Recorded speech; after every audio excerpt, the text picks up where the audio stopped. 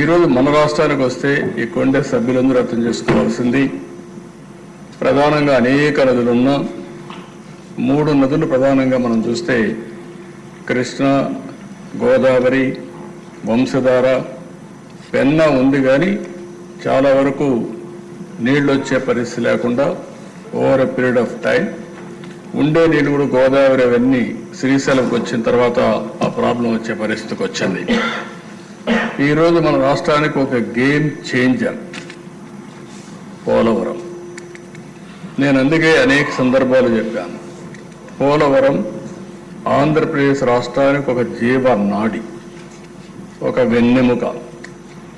ఇది కానీ సమర్థవంతంగా కానీ మనం చేసుకోగలిగితే, అక్కడి నుంచి నదుల అనుసంధానం జరగగలిగితే ఈ రాష్ట్రంలో కరువుకు చెక్ పెట్టే పరిస్థితి వస్తుంది.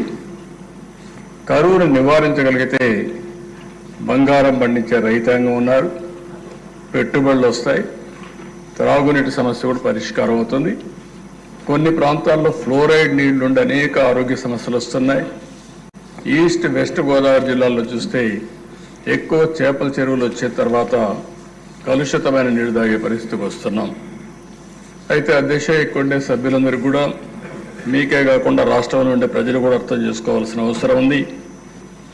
ఈరోజు ఏదైతే పోలవరం ప్రాజెక్టు ఉందో అది ఇప్పుడుది కాదు, ఓసారి చరిత్ర. ఆ చరిత్రలో మనం చూస్తే 1941లో ప్రపోజల్ వచ్చింది. 1941లో దివాన్ బహదూర్ ఎల్ వెంకటకృష్ణయ్యర్, అప్పుడు చీఫ్ ఇంజనీర్ ఇరిగేషన్, అతను ఒక ప్రపోజల్ పెట్టాడు. ఒక స్టోరేజ్ రిజర్వాయర్ ఇక్కడ వస్తే బాగుంటుంది, గోదావరి పైన రావాలి అని ఆలోచించి ప్రిలిమినరీ ఇన్వెస్టిగేషన్ 42-44లో చేశాడు. అప్పట్లో ఒక జీవో కూడా ఇష్యూ చేశారు. ఆ జీవో ప్రకారం ఫర్దర్ ఇన్వెస్టిగేషన్ తొలిసారి మీరు చూస్తే 170 అడుగులు ఎత్తిపెట్టాలని, ఆ నుంచి 208 అడుగులు కూడా పెట్టాలని, దీనివల్ల 340 నుంచి 700 టీఎంసీ నీళ్లు పోలవరంలో, పేరు కూడా అప్పుడు పోలవరం కాదు, అక్కడ రిజర్వాయర్ నీళ్లు ఉంటాయని చెప్పి ఒక అవగాహనకు వచ్చారు. 75 నుంచి 150 మెగావాట్ల పవర్ ఉత్పత్తి చేయొచ్చు అనుకున్నారు. పేరు కూడా రామపాద సాగర్ని సైట్ని ఐడెంటిఫై చేసి అక్కడ ఈ ప్రాజెక్టు కట్టాలని చెప్పి ఆ రోజు నిర్ణయించారు.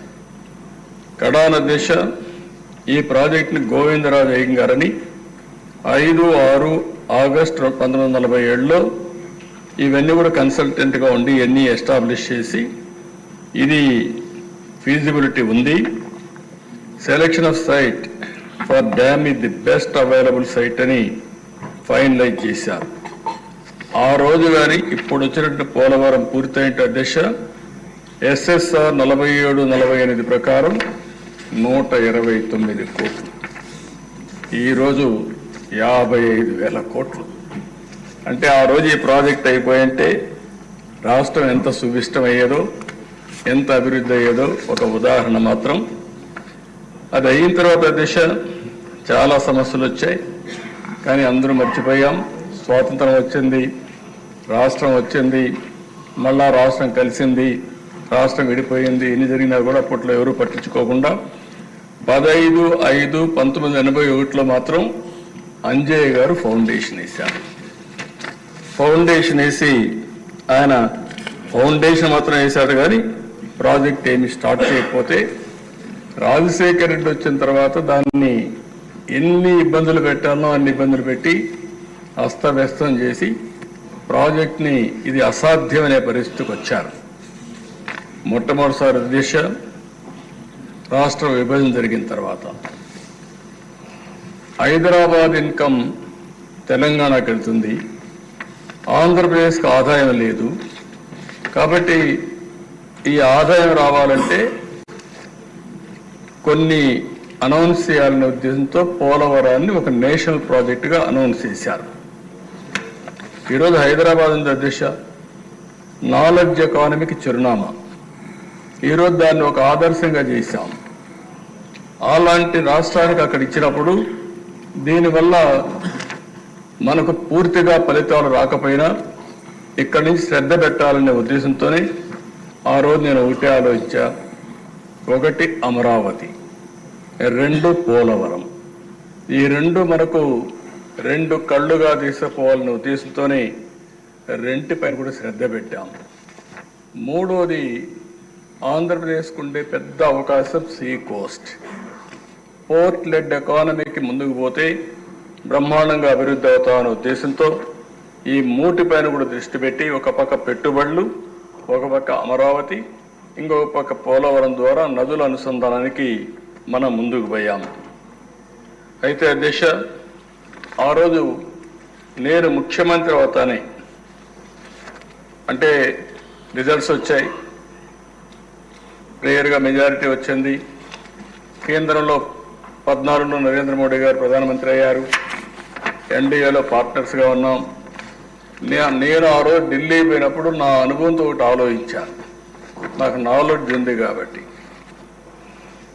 పోలవరాన్ని నేషనల్ ప్రాజెక్టు అనౌన్స్ చేశారు.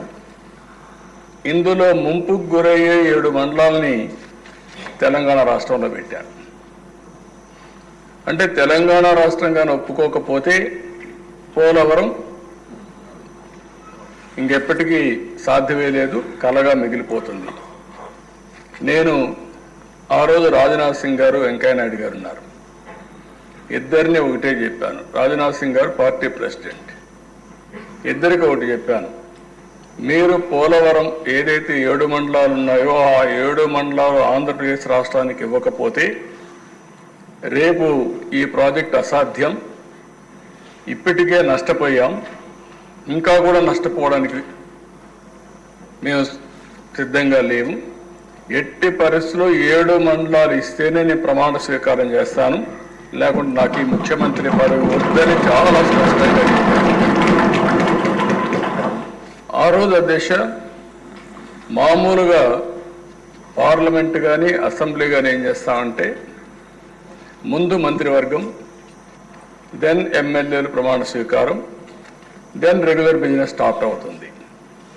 అలాంటిది ఆనాటి ప్రణబ్ ముఖర్జీ గారిని ఒప్పించి ఒక ఆర్డినెన్స్ ఇష్యూ చేసి, ఆర్డినెన్స్ ఇష్యూ చేసిన తర్వాతనే పార్లమెంట్ సమావేశాలు పెట్టి రెగ్యులర్ బిజినెస్ ప్రారంభించారు అధ్యక్ష. ఈరోజు కూడా ఈ పోలవరం సాధ్యమైందంటే ఎన్డీఏ సహకారం, నరేంద్ర మోడీ గారి సహకారం చాలా స్పష్టంగా. అక్కడి నుంచి అధ్యక్ష నేను పోయినప్పుడు నేను చాలా స్పష్టంగా 7 మండలాలు వచ్చాయి, దీన్ని ఫాస్ట్ ట్రాక్లో పెట్టాలి అని నేను అడిగినప్పుడు నీతి ఆయోగ్ ఎగ్జామిన్ చేశారు. నీతి ఆయోగ్ ఎగ్జామిన్ చేసి దేశంలో చాలా ప్రాజెక్టులు ఉన్నాయి, 10 ఏళ్ళు, 20 ఏళ్ళు, 30 ఏళ్ళు అవుతున్నాయి. ఇది కూడా అదే మాదిరిగా ఆ కోవలో చేరిపోతుంది. కాబట్టి ఈ ప్రాజెక్ట్ ఆంధ్రప్రదేశ్ రాష్ట్రానికి ఇస్తే రాష్ట్ర ప్రభుత్వం సమర్థవంతంగా వాళ్లకు అవసరమైన ప్రాజెక్టు కాబట్టి దీన్ని పూర్తి చేసే బాధ్యత తీసుకుంటారని చాలా స్పష్టంగా ఆలోచించి రికమెండ్ చేశాడు అధ్యక్ష. ఆ రికమెండేషన్ క్యాబినెట్కి వెళ్ళి సెంట్రల్ క్యాబినెట్ ఆమోదించిన తర్వాత నేను కూడా మన ఇంట్రెస్ట్ ఉంది, ఇది పూర్తి చేయాలి, లేకపోతే 30-40 ఏళ్ళు అయితే ఎప్పటికీ సాధ్యం కాదనే ఉద్దేశంతో టేకప్ చేశాం అధ్యక్ష.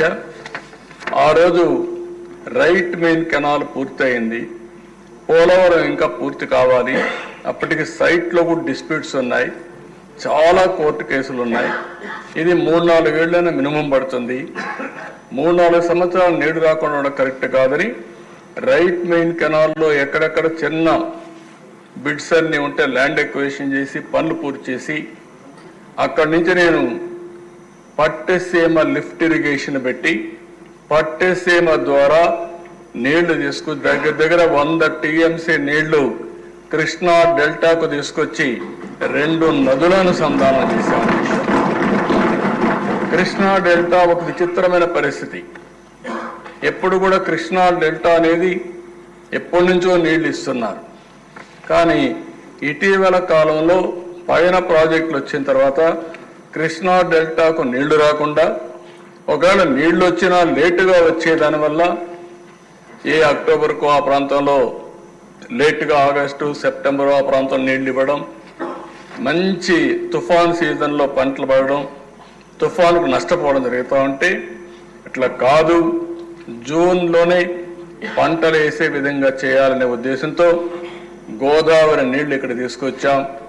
గోదావరిలో ఒక మాట అడిగారు, మీరు మాకు నీళ్లు లేకుండా తీసుకుపోతే అప్పుడు కూడా రాజకీయం చేశారు అధ్యక్ష. ఈ వైఎస్ఆర్ కాంగ్రెస్ పార్టీ రాజకీయం చేసింది, వాళ్ళ మనుషుల ద్వారా వ్యతిరేకిస్తే చాలా స్పష్టంగా ఈ లెవెల్కి వచ్చిన తర్వాతనే నీళ్లు లిఫ్ట్ చేస్తామని అక్కడ చెప్పి ప్రజల్ని కన్విన్స్ చేసి మెప్పించి పట్టిసీమ ద్వారా నీళ్లు తీసుకొచ్చాం అధ్యక్ష. అది ఆ రోజు చేసిన విధానం. ఎమ్మెల్యేస్ అందరూ ఉన్నారు, అందరినీ పెట్టి చేశాం.